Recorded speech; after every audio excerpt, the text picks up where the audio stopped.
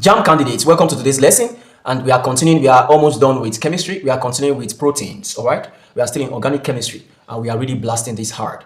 All right. So, what is the primary structure of protein? Protein are polymers of amino acid. Okay, they are polymers of what? Amino acid. So, when you say proteins are polymers of amino acid, what does that mean? It means that protein is an isomer. Okay, and they are linked by a peptide bond.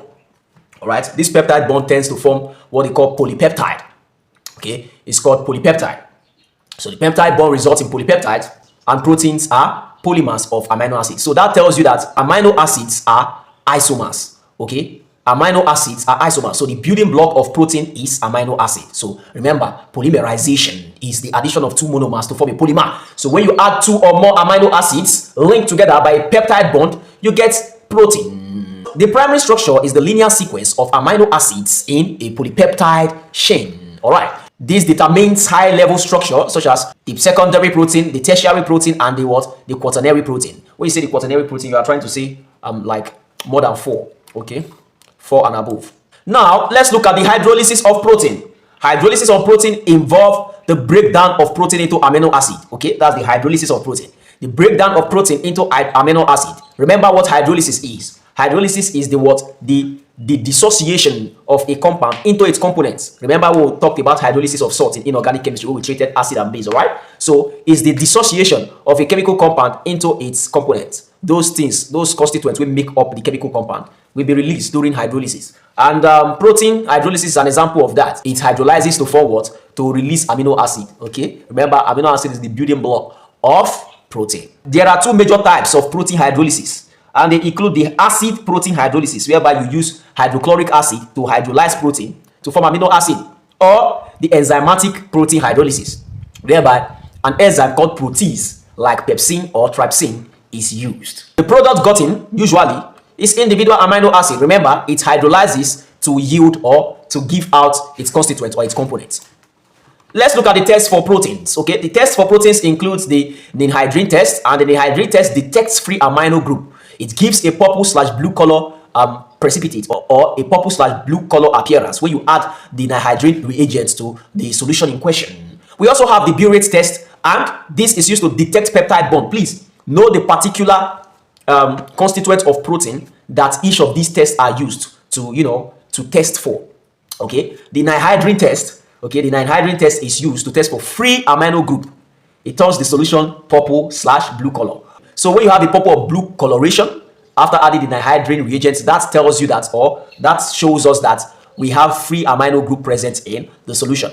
But for Burette test, when you add the Burette reagents to the solution in question and you get a violet color with copper 2 ion in alkaline solution, that shows that you have peptide bond, peptide bond in the solution. That's it. Remember the reagents for the Burette test, the Burette reagent which contains copper ion in an alkaline solution. We also have the Millions test, and this is used to detect tyrosine residue. What kind of amino acid is tyrosine? Is it an essential or unessential amino acid? So to detect tyrosine residue using Million test, the Million reagent will make the solution to appear red. All right. So the final one we have here is the xanthoproteic test. The xanthoproteic test, and it's used to detect aromatic amino acid. Okay, such as tyrosine, tryptophan, phenylamine, and so on and so forth. It turns the solution yellow, okay, with nitric acid. Nitric acid is usually the reagent used. It turns the solution yellow. So memory hack for JAMB, just first of all ensure you remember all the colors, okay? Remember all the colors for the test, okay? Then learning what each of the tests are used for should be your secondary acquisition or your secondary learning, okay? But first of all, primarily, the first thing you should do is learn all the colors that each of the tests, gives. Each of the tests, all of them gives. Learn all the colors, okay? Before you learn the particular type of protein or the particular part of protein that each of these tests are used to detect, all right? Looking at enzyme and their functions. Remember, we've treated enzyme and their function in biology, and we treated it in depth. If you have not taken my lecture on biology page, please do well to access the lecture and take that lecture completely, okay? So enzymes and their function. Enzymes are biological catalysts, mostly proteins, and their function include to speed up biochemical reaction. Speed up biochemical reaction, that's their function, okay? Highly specific. They are specific, which means that enzyme A will only digest substrate A, okay? So enzyme A will only digest substrate A, all right? So enzyme B will only digest substrate B. They are specific. It's not like other chemical catalysts that you can just use in different, use it in this chemical reaction, you can also use it in another chemical reaction. No. Okay.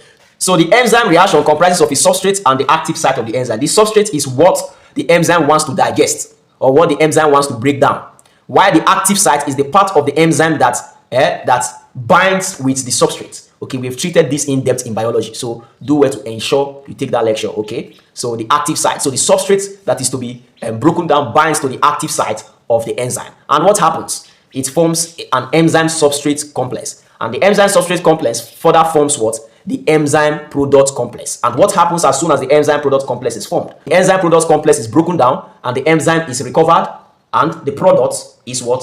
So it's like a separation of the product from the enzyme itself. Okay, so the product is now free, the product becomes free, and the enzyme is recovered, and the enzyme goes to what? Break down another substrate. That's how the cycle continues. You know that catalysts are always recovered after chemical reaction. Okay, so catalysts, you don't lose catalysts. No, catalysts are not lost. Okay, so you always recover them after the reaction. So you recover the enzyme, and the enzyme goes to what? To break down another substrate. All right, so examples of enzyme include amylase. Amylase are enzyme which digest starch to maltose, or it breaks down starch to maltose.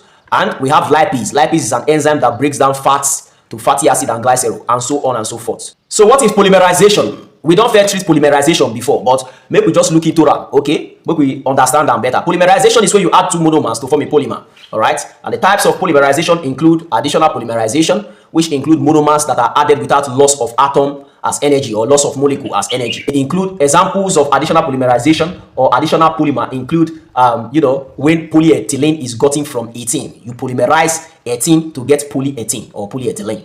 All right, both of them are the same. Ethene and ethylene is the same. Ethylene is an old name. Okay, so we also have the second one, condensation polymerization.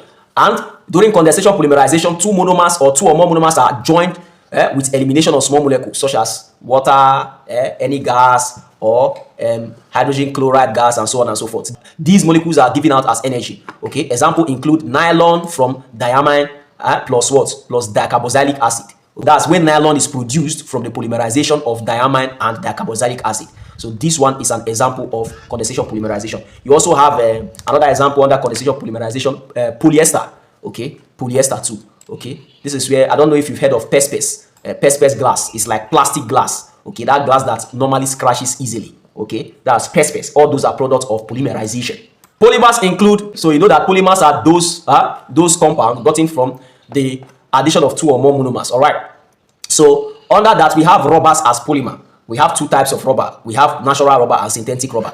Natural rubber is that rubber we know that is a cis chain. I said when I treat organic chemistry next week, I'm going to teach you what cis chain and trans chain looks like. Okay, so that's a kind of isomerism. Okay, a geometrical isomerism. Okay, where you have cis and trans chain. All right, we've treated that. So ensure if you haven't taken that lesson, ensure to go and take that lesson. All right. So the natural rubber is the cis 1,4 polyisoprene, okay, from latex of rubber tree. This is what is gotten from the latex of rubber tree. Please take note. JAMB be set and well. If he asks you which kind of rubber, so just know it's cis 1,4 polyisoprene. Okay, the latex from rubber tree. All right. Then the synthetic rubber. When you say synthetic, it's just like saying something is artificial. Okay, synthetic rubber is man-made. Okay, made by man. Anything synthetic is man-made, artificial. All right. They include the neoprene and the styrene butadiene rubber. The neoprene and the what? The styrene what? Butadiene rubber, such as the polystyrene. Okay, all those are products of polymerization. Preparation, example and uses of rubber. So synthetic rubber, let's look at the preparation first. Synthetic rubbers are prepared through additional and condensation polymerization. For examples of synthetic rubber prepared this way include the polyethylene or the polyethylene, okay, which is used to make plastic bags. Okay, all those ones where you take buy something for market, okay, they are products of polyethylene, okay, or polyethylene. Okay, so we also have other products like polypropylene, which are used to make ropes. Okay, we also have PVC, which are used to make pipes. Okay, which is called polyvinyl chloride. All these are synthetic rubber. So anytime you combust any of these synthetic rubbers, you are going to get a byproduct, or you are going to get a gas liberated. What gas is that? We are going to get hydrogen chloride gas, okay, which is very poisonous. Okay, it's harmful to our environment. Okay, so that's why it's not good to burn all this rubber. Don't burn them. Okay, they should be recycled. Okay, do not burn all these synthetic rubbers. Okay, because they are going to release harmful gases into the atmosphere. Under what? Condensation polymerization. Their condensation polymer or their products include nylon. That's the ones prepared from condensation polymerization. We already treated this before, but let's look at it once more. They include nylon, such as the one you use in textile, okay, textile nylon for making clothes, all right, and fabrics, okay. We also have the polyester for making clothing, and we also have the bakelite for making electrical insulators. All those are what they put for wire, and so on and so forth. Thermoplastics versus thermosetting plastics.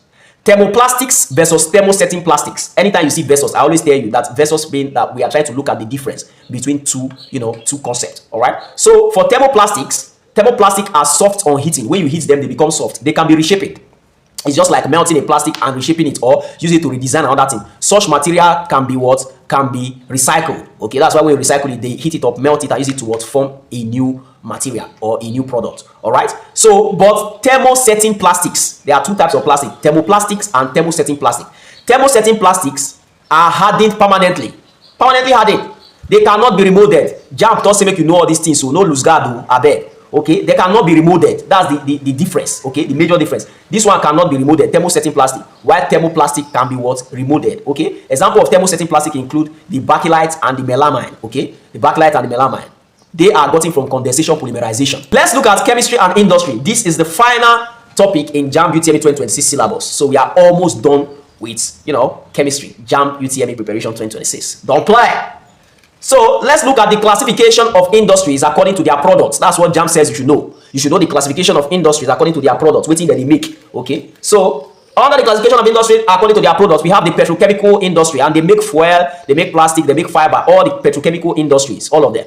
We also have the pharmaceutical industry. Okay, they make drug, they make vaccine, they make antibiotics. All right, we have the agrochemical industries. Okay, they make fertilizer, everything related to agriculture, pesticide and herbicide. Okay, all those things so that they preserve food, those chemicals so that they preserve food, control pests, control insects where they affect crop, and so on and so forth. They are made by what? The agrochemical industry. All right. We also have the food chemical industry. They make food preservative and flavoring, additive, and so on and so forth. We have the polymer industry. They make plastics, they make rubbers, they make resin, and so on and so forth. We have the fine chemical industry, which make dyes, perfume, specialty reagents, all the reagents used.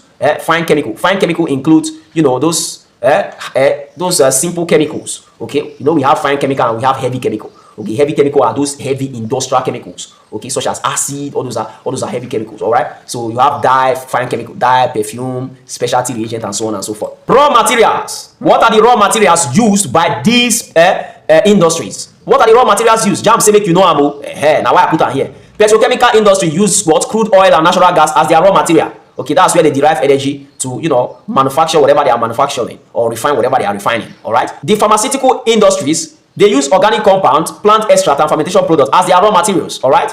The agrochemical industries, they use ammonia, sulfur, and phosphate as raw material. The food chemical industry, they use starch, sugar, salt, and oil as raw material. Okay. The polymers industry, they use ethylene, propylene, and styrene as raw material. All the alkenes. Okay, all the alkenes. While for the fine chemical industries, they use aromatic compounds and rare intermediates as raw material. So fine chemical industries, they use mainly aromatic compound as their raw materials. Remember, aromatic compound is scent well.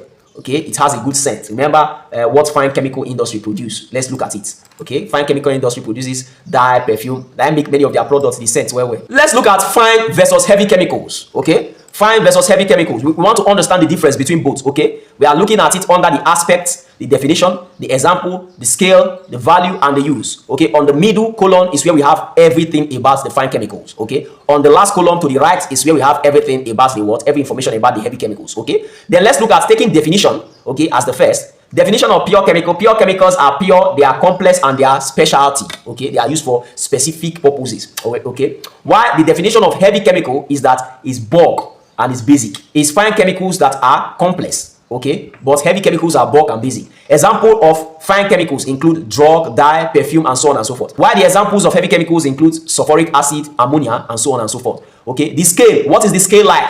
Okay, the fine chemical is small scale and precise. Okay, while the heavy chemical is large scale and mass production. That's why they make heavy chemicals small. Let me tell you, in a big industry they do heavy chemicals. All right. The value. What are the values for fine chemical? It has a high value per unit. While heavy chemical, it has low value per unit. All right. The use. Okay, the use of fine chemical. Fine chemical is used for specific application, but heavy chemical is used for general application. So heavy chemicals are widely used. They are widely applicable. Okay, acid is used as acid.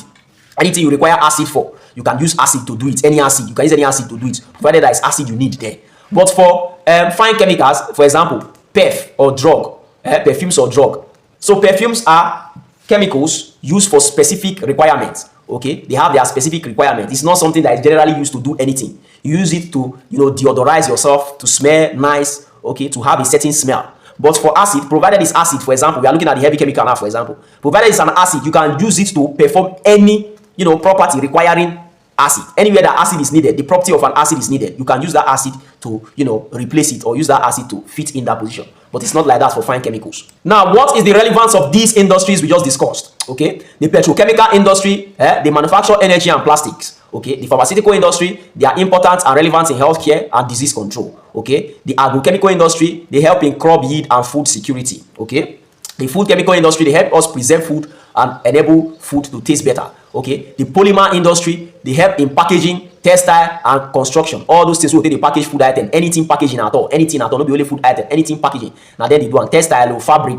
construction, now then they do interior decoration, now polymer industry, they run on. Fine chemical industry, they help with what? Innovation in medicine, cosmetic, and electronics, and so on and so forth. Let's look at industrial process and biotechnology. This is the final topic, industrial process and biotechnology. The list of industrial processes and biotechnology include fermentation, where it is through the process of fermentation that we get ethanol, that we get antibiotics, that we get enzymes. Okay, biocatalysis. It is through biocatalysis that we get many fine chemicals. Through enzymatic, processes, we get fine chemicals from biocatalysis. Okay, when you say biocatalysis, it's a simple word. It's a phenomenon whereby living organisms such as bacteria act on a particular substance to form another substance. Okay, it's like fermentation. Okay, using a microorganism to act as a catalyst to catalyze a particular chemical process. All right, so we have the genetic engineering.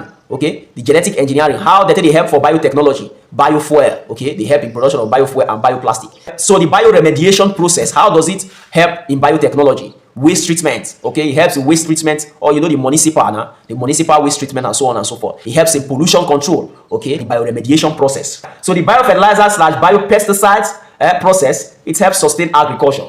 Okay, without controlling pests, without having more robust and advanced fertilizers, we all would have died of starvation. So the biofertilizers process and the biopesticide processes helps us secure food, ensure that agriculture is sustainable. Biotechnology in industry, it simply means the use of living organisms / enzyme in industrial processes, like I explained before. Example includes fermentation.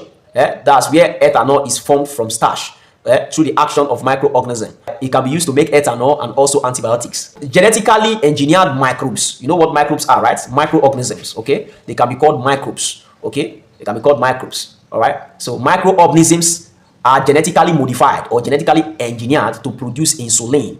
Okay, the insulin that helps us absorb sugar in our body, that allows our cell, that facilitates the absorption of sugar by our cells in our body. So it helps in the, some people lack insulin. Okay, or some people are diabetic. Okay, their body are resistant to insulin. So they need supplementary insulin or medications that control their blood sugar level. All right, so that's it. Insulin production is very, very beneficial to the society. All right. Astronomical chemistry. Astronomical chemistry. What do you understand by astronomical or astrology? Astrology deals with the study of space. The study of what? Space. And this comprises of the solar system. All these are the components of the solar system. Sun plus 8 planets plus moon plus asteroids plus comets plus meteoroids. Okay. And the planets include Mercury, Venus, Earth, Mars, Jupiter, Saturn, Uranus, and Neptune. All right. How is the Earth segmented? The Earth is divided into 3 parts. Okay. The atmosphere, the lithosphere, and the what? The hydrosphere. And the atmosphere is the envelope part of the Earth that comprises of gas. Now only gas 9 days inside there. Okay. Now only gas 9 days inside the atmosphere. Gas, the envelope part of the Earth. And that atmosphere, the atmosphere comprises of various gases in various percentages. All right. So the first one is nitrogen, which makes up the highest, 78%. We have treated this before, the composition of air. We also have oxygen, which makes up 21% of the air. We also have carbon dioxide and argon. Argon makes up less than 1% of the air. Okay. Argon and noble gases, they make up less than 1% of the air. All right. So lithosphere. Lithosphere. What is lithosphere? Lithosphere is the what? The solid part of the Earth. The solid part of the Earth crust, in addition to the upper mantle, they include rocks and minerals. So remember, in the Earth segment, you have the biosphere. in each of these earth segments, you have the biosphere. And biosphere is the part of the earth where life is found. Okay, where you see living thing. You see living thing in the atmosphere. You see living thing in the air. They get living things where they stay for air. They get the ones where they stay for the lithosphere, the solid part of the earth, such as rock and minerals and so on and so forth. They get living things for them. Okay, also hydrosphere, water bodies. They also get living things, aquatic living organisms. Okay, they are there. So you have biosphere in each of these, segments of the earth. Okay, the hydrosphere comprises of the water bodies. Hydro means water. Litho means solid. Okay, atmo means air. Okay, atmo means air. Sphere is parts, the circular parts of the earth where you have these segments. All right, so they are the water body. Hydrosphere is the water body such as ocean, lake, rivers, and so on and so forth. In the ecosystem, the earth has a satellite. Okay, the earth has a what? Satellite. And the natural satellite possessed by the earth is moon. Okay, moon. The earth's moon is the natural satellite. Okay, and what does the satellite do? What does the satellite do? It lightens the earth. Okay, the moon helps to lighten the earth at night. So that's what the moon does. Okay, it's a satellite that helps to what? It's what? Lighting the earth. So is the moon a luminous object or a non-luminous object? Is the moon a luminous object or a non-luminous object? The moon is a non-luminous object because the moon relies on the sun for light energy. Okay, it gets its light energy from the sun. The sun is a source of light energy. So that's for the moon. Okay, so when it's night, the sun reflects on the moon. Then the moon now sends a diffuse light, a translucent light to the earth. That's why it looks a little bit dark. All right. The star, okay, the stars too also help to light the earth. Okay, at night. The stars also help to light the earth. So I'm giving you the process at which the moon helps to also light the earth at night. All right. So it is true when the sun, because it's a non-luminous object, it reflects light ray. Luminous objects is an object that produces light on its own, such as bulb, sun, and so on and so forth. But non-luminous objects are objects that rely on other light source to reflect light, such as paper, white wall, glass, any surface at all that bounce back light ray, that reflects light ray, is in a non-luminous object. Okay, the smallest and the farthest planet. JAMB say make you know all these things. So expect one or two questions from all these parts. So let's understand the smallest and the farthest planet. You understand what is meant by the farthest, right? Okay, the one way far past. So among the 8 planets, Mercury is the smallest. This one is the latest innovation. All right, Mercury is the smallest and Neptune is the farthest from the sun. So we are talking about the smallest planet and the farthest from the sun. The one we say that far past from sun. Okay, so now Neptune be the farthest from the sun. Mercury is the smallest. Always remember MN. Always remember, don't forget MN, the smallest and the farthest.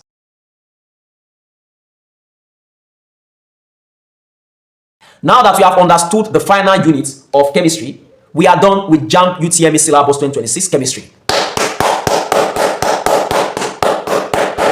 Right on, guys. Let's now take some JAMB must repeat questions to test the knowledge we've acquired so far and also test our preparedness for JAMB UTME 2026.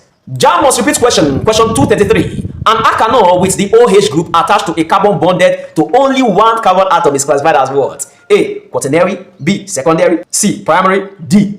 Tertiary. The answer is looking at you. Please drop the answer in the comment section.